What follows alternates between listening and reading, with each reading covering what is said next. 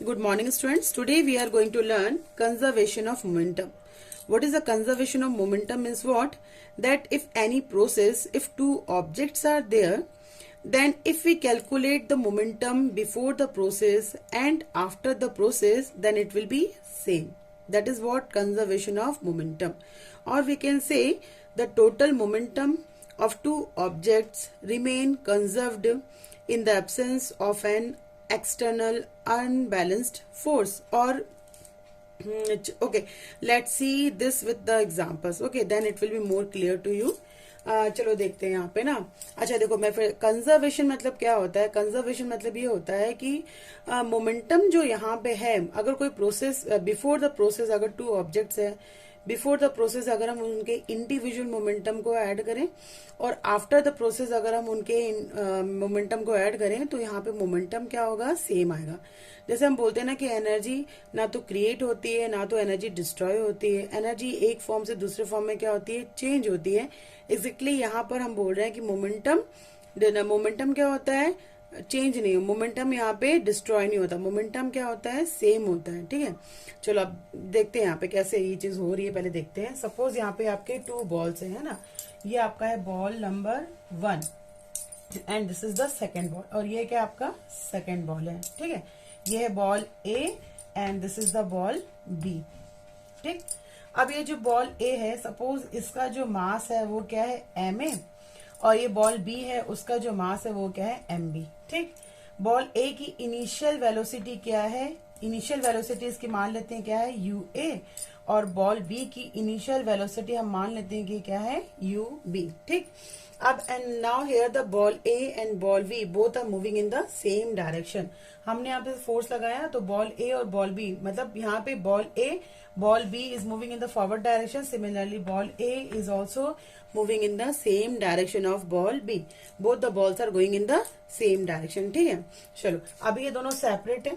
हाँ, तो अब हम क्या करते हैं, इनके मोमेंटम फाइंड आउट करते हैं. ठीक है, तो मोमेंटम का फॉर्मूला क्या होता है, मोमेंटम इज व्हाट, मोमेंट. यहाँ पे मोमेंटम क्या हो जाएगा, बॉल ए के लिए बॉल ए का मोमेंटम हो जाएगा, मोमेंटम क्या होता है, मास इनटू वेलोसिटी. तो यहाँ पे इसका मोमेंटम हो जाएगा एम ए इंटू यू ए. ठीक है, और बॉल बी के लिए यहाँ पे मोमेंटम क्या हो जाएगा, M B into U B. ठीक है, यहाँ पे बॉल ए का जो मोमेंटम है वो क्या होगा, M A into U A, और बॉल बी का मोमेंटम क्या हो जाएगा, M B into U B. ठीक, ये जो इनके इंडिविजुअल मोमेंटम है before the process, before the collision और बिफोर द प्रोसेस. अभी ये दोनों बॉल क्या है, अलग अलग मूव कर रहे हैं ना, दोनों बॉल अपनी प्लेस पे अलग अलग मूव कर रहे हैं.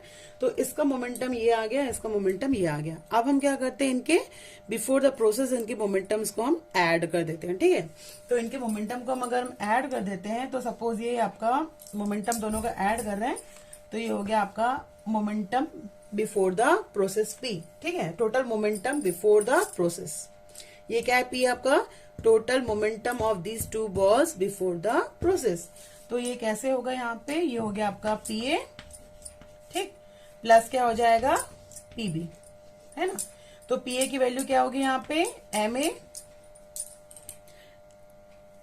It is not visible to I think, तो इसकी वैल्यू हो जाएगी, वेट, यहाँ तक ठीक है, दिख रहा है. हाँ, तो ये P की वैल्यू, यहाँ पे टोटल मोमेंटम क्या है, P, और P की वैल्यू क्या होगी यहाँ पे, P A plus P B. ठीक है, इतना हो गया. अब इसकी वैल्यूज हम पुट कर देते हैं. तो इसकी वैल्यूज जब हम पुट करेंगे तो यहाँ पे देखो वैल्यू पुट कर रहे हैं, तो ये आपका हो जाएगा इक्वल्स टू, ये पी ए का वैल्यू क्या था, एम ए इंटू यू ए. ठीक है, और पीबी का वैल्यू क्या आ जाएगा, यहाँ पे पीबी की वैल्यू आ जाएगी यहाँ पे M B into U B. M B into U B, ये क्या हो गया उन लोगों का total momentum before the collision, total momentum before the collision. ठीक है, इतना ठीक.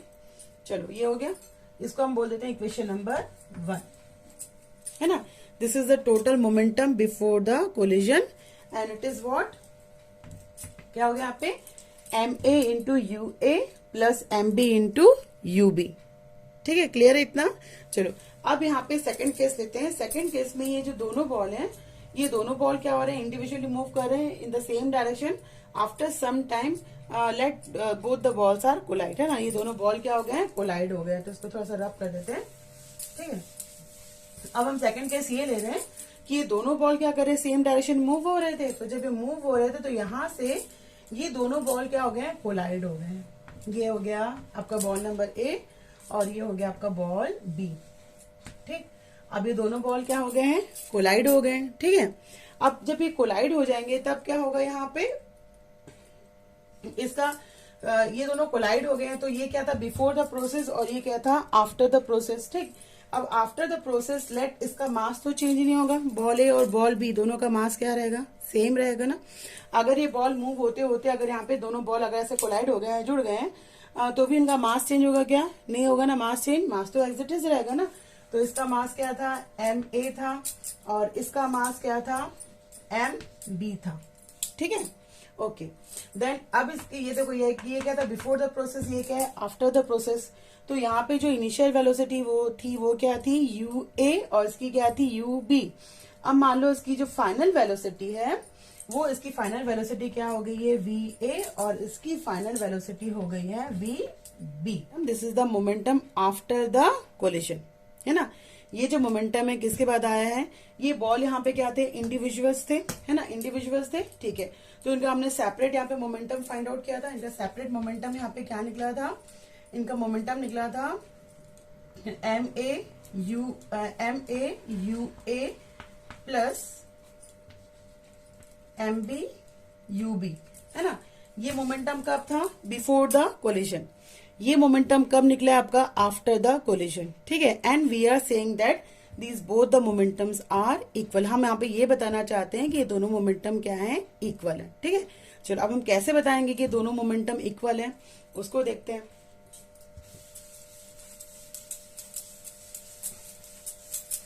चलो अब हम यहाँ पे क्या करते हैं, न्यूटन का थर्ड लॉ देखते हैं, ठीक है। न्यूटन का थर्ड लॉ हमने क्या बताया था कि ये बॉल, जब ये बॉल इस तरफ मूव हो रही है, ठीक है। अब कोलाइड होगा तो कैसे होगा, दो चीजें कोलाइड कैसे होती हैं, अगर दो चीज कोलाइड होती है, अगर हम ये इस तरफ जा रहा है और ये बॉल इस तरफ आ रही है, तो दोनों जब मिलेंगे तो वहां पे क्या होगा, कोलिजन होगा दोनों का एक दूसरे का। मतलब कैसे होगा कोलाइड, देखो कोलाइड कैसे होगा, ये बॉल है, ये बॉल ऐसे जा रही है, ठीक है। अब अगर ये बॉल जो है आगे जाके ये सेकेंड बॉल को, ये बॉल क्या थी आपकी, ए थी, है ना, ये बॉल ए है। अगर ये बॉल आगे जाके बॉल बी को क्या करती है, पुश करती है तो फोर्स लगाएगी, मतलब टकरा रहा, मतलब कोलाइड, मतलब क्या हो रहा है, ये बॉल आगे जा रही है, आगे जाके बॉल बी को क्या कर रही है, यहाँ पे हिट कर रही है, तभी तो लोग कोलाइड हो रहे हैं ना। ये बॉल आगे जा रही है, बॉल बी को क्या कर रही है, यहाँ पे हिट कर रही है। तो जब ये बॉल बी को यहाँ पे हिट करेगी तो ये बॉल ए क्या करेगी, फोर्स अप्लाई करेगी किसके ऊपर, बॉल बी के ऊपर, फोर्स अप्लाई करिए बॉल बी के ऊपर, ठीक है। जब ये बॉल बी के ऊपर फोर्स अप्लाई कर रहा है तो because of the Newton's third law, ball b भी क्या करेगा, बॉल बी जो बॉल बी है वो भी क्या करेगा, बॉल ए के ऊपर opposite and equal force apply करेगा ना। क्या बोलना चाह रहे हैं कि यहाँ पे दो बॉल है, सपोज ये दो बॉल्स हैं, ये बॉल गई और ये बॉल है, ये बॉल ए गई, इसने बॉल बी को हिट किया। जब बॉल बी के ऊपर, जब ये बॉल ए बॉल बी के ऊपर फोर्स अप्लाई करेगा तो बॉल बी भी क्या करेगी, बॉल ए के ऊपर opposite and equal force apply करेगा ना, because of the Newton's third law, ठीक है। तो यहाँ पे उसके तो न्यूटन का थर्ड लॉ क्या होता है कि every action has an equal and opposite reaction, her action का एक इक्वल एंड अपोजिट रिएक्शन होता है। तो सपोज मान लो कि बॉल ए जो है वो बॉल बी के ऊपर जो फोर्स अप्लाई कर रहा है, that is what, f a b. क्या है फोर्स, वो f a b. Ball a ball b के ऊपर जो फोर्स अप्लाई कर रहा है, that is what, f a b. Then similarly ball b जो है वो जो उसका रिएक्शन फोर्स अप्लाई कर रहा है बॉल बी ए के ऊपर, that is what, F B A. क्या ये, F B A. Both the forces are equal but what is there, the sign is different. Both the forces are equal, but here the direction, or we can say sign is different. Direction is different because A जो है वो इस direction में B के ऊपर force apply कर रहा है, B उसके अपोजिट डायरेक्शन में A के ऊपर फोर्स अप्लाई कर रहा है। तो both the forces are equal but with the minus sign, ठीक, इतना क्लियर है। ओके चलो अब इसको हम और डिराइव करते हैं, इसी को लिख के और डिराइव करते हैं यहाँ पे। Here First we have written the formula of force. Force equals to what? Mass into acceleration, है ना? The second law of Newton. Force is equals to mass into acceleration. See students here. See here. Ball A is going to hit ball B. Ball A is going to hit ball B. That means the acceleration will be increased of ball B only. Here the ball B will gain the acceleration. So here we will calculate the mass and acceleration of ball B, because the ball, the acceleration of, or we can say simply the motion, there is a change in motion of ball B. When ball A hit the ball B, that means ball A applying the force on ball B, and due to that ball B is accelerated or it gained the acceleration. Okay, so here first we are writing what? FAB. FAB means what? The ball A is going to hit ball B, or ball A applying the force on ball B. So here we will calculate, because the changes, all the changes occur in ball B only. So here the mass of ball B is what? MB, and the acceleration. Acceleration, we know that acceleration is what? V minus U upon T. V minus U upon T is what? Acceleration. So here the acceleration of ball A is what? It is VB minus UB upon T. VB is the final velocity of ball B. UB is the initial velocity of ball B upon T. Now let's see FBA. FBA means now the ball B is going to give the force to ball A, or ball B is going to hit the ball A. अब यहाँ पे ball B किसको hit कर रहा है? Ball ए को. ठीक है, तो अब यहाँ पे जो चेंजेस आएंगे वो किस में आएंगे? बॉल ए में. यहाँ पे एक्सेलरेशन कौन गेन करेगा? Ball A. So here we will calculate the mass and acceleration of ball A. So यहाँ पे बॉल ए का मास कितना था? ma, और बॉल ए का जो एक्सेलरेशन है वो क्या हो जाएगा? va minus ua upon T. कितना हो जाएगा? ठीक है. Now, according to the Newton's third law, we know that every action has an equal and opposite reaction. That means both the forces are equal. That means what? FAB is equals to minus FBA.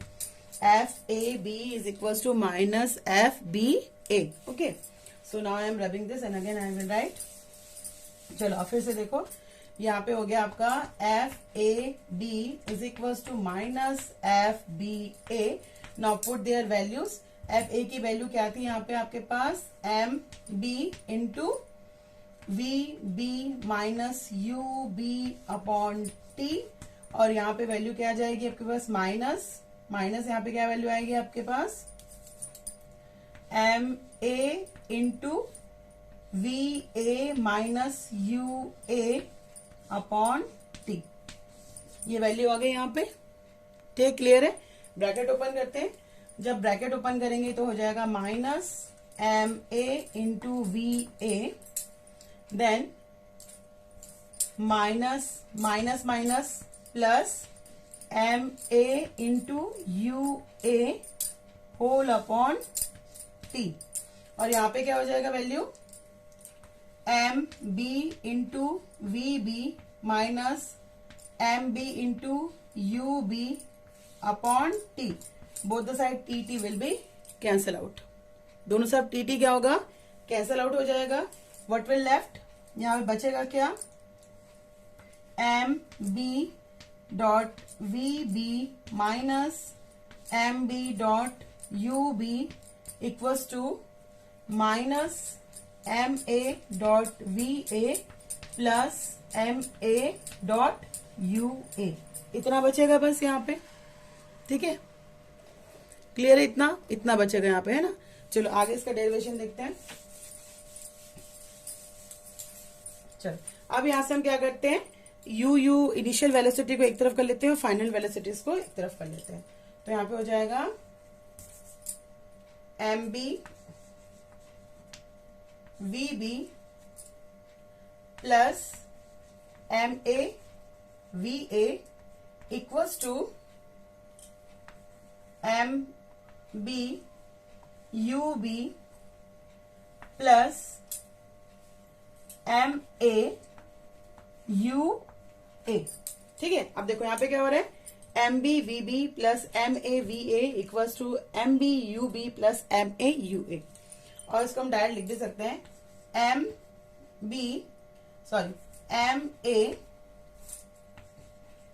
A U A plus M B you B equals to M A V A plus M B V B.